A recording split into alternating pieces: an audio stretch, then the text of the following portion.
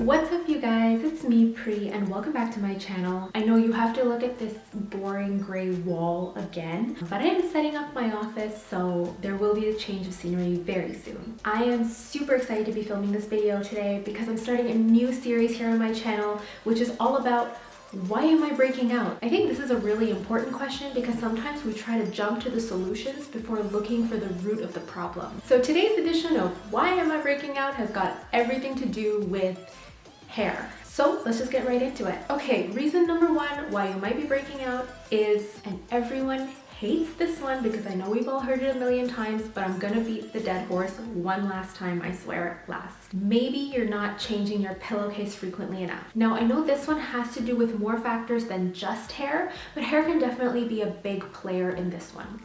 If you sleep with your hair directly on your pillowcase is gathering all of the natural oils that come from your hair, the dirt, not to mention regular dust and dirt in the air, dirt and oils off of your skin, and you are essentially lying in that for the entire duration of your sleep. One way you may be able to pinpoint if it is in fact your pillowcase that's causing you to break out is if you're breaking out more on the sides of your face. That tends to be the place where you would break out if it is caused by your pillowcase. Usually one side tends to be worse than the other, and compare this with the side that you sleep on. So even if you're a front sleeper or a side sleeper, it's going to tend to be that one side of your face is on the pillow. See if that matches where you're breaking out more, and that'll kind of give you some insight into what you can do to potentially resolve this issue. Now, what I do personally is I change my pillowcase every 2 days. So one day I have it flipped on one side, the next day on the other side, and then I toss that in the wash. My pillowcases never match my sheets, but that's fine. It's because I'm changing them all the time. Now I'm gonna take this one step further, and my second tip is to sleep wearing a satin bonnet.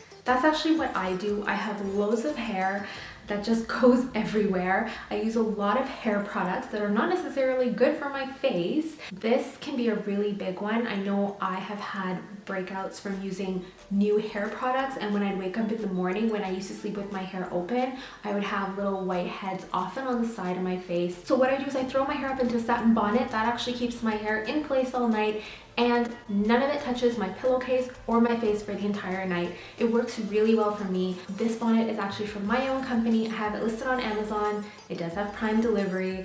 Yes, shameless self-promo, but the link is in the description box if you're interested. Other methods you can use if you don't like sleeping in a bonnet is you can just tie up your hair on top of your head in a style called a pineapple. Another option is you can tie it up in a silk or satin scarf. The idea is to keep your hair away from your face for the duration of your sleep. The third thing you might want to check if you think your breakouts are related to your hair or hair products are your conditioners and deep conditioners. Now, of course, there are tons of products we all use on our hair all the time, but the conditioners and deep conditioners often contain silicones, and silicones are highly comedogenic.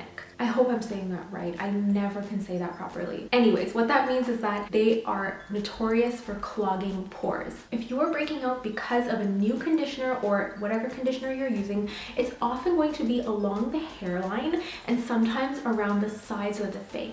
The other reason, other than the silicones and conditioners, is also because what we tend to do with conditioners and deep conditioners is that we keep them on for a period of time. While most people don't apply conditioner to the roots of their hair, it's usually to the body and the ends. These products can seep down towards our scalp and of course onto our face. If you're like me and you love deep conditioning, I love deep conditioning, you're leaving this deep conditioner product on your hair for a long period of time. And during this time, your conditioner may be seeping down onto your hairline or onto the sides of your face. Now take that one step further. I actually always cover my hair with like a plastic bag or a plastic shower cap while I deep condition. The way I used to do this was I used to tie the plastic bag tightly around my whole hair, and I found that I used to break out a lot just around my hairline. Now what I do is I've modified that method. I only apply my deep conditioner to my ends and the body of my hair. I tie it all back really tightly, and I only wrap the kind of ponytail or bun area of my hair when I deep condition, and I found that this has really reduced the little breakouts I used to get just around my hairline. Another thing you might want to consider doing is switching to a silicone-free conditioner. This can sometimes make a big difference. Okay, so the fourth thing you might want to look out for if you think your breakouts are being caused by your hair is when you have wet hair. I didn't know how else to phrase this. Basically what I'm trying to get at here is if you are like me and you walk around after your shower with your hair wet, and it doesn't have to be soaking, but you know when it's damp and you don't want to touch it or move it around too much because it makes it frizzy. I feel like this is a lot of people whose hair is kind of textured, like mine is kind of curly, wavy, it's very thick.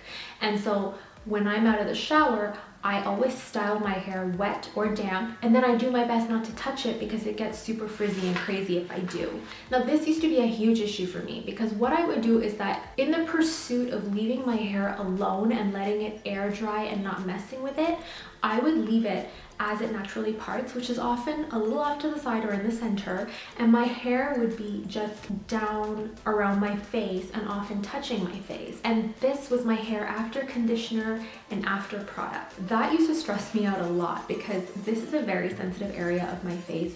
I break out there very, very easily, and I really need to find a solution to keep that hair away but also prevent it from getting messed up. I actually learned a really awesome trick from one of my friends on Instagram, and the solution is basically to take a t-shirt or a long sleeve shirt and just tie it around your hair, kind of like a headband. And this is so great. You guys, this hack is amazing because not only does it keep the hair away from your face without disturbing it, but it also prevents the back of your shirt from getting wet. How awesome is that? Now, my final thing I suggest you check if you feel like maybe your breakouts are being caused by your hair is check your hairstyle. Okay, this one might seem a little bit obvious, but let's just look into it a little bit. This hairstyle that I'm wearing right now with my hair touching my face is definitely not suitable for the gym. I do wear a hairstyle like this when I go out or when I go to work, but as soon as I get home, I make sure to keep my hair far away from my face. And as I mentioned, the gym, that's a place where you're gonna go and sweat, your pores are gonna open up. That also goes for any kind of physical activity. If you are doing physical activity,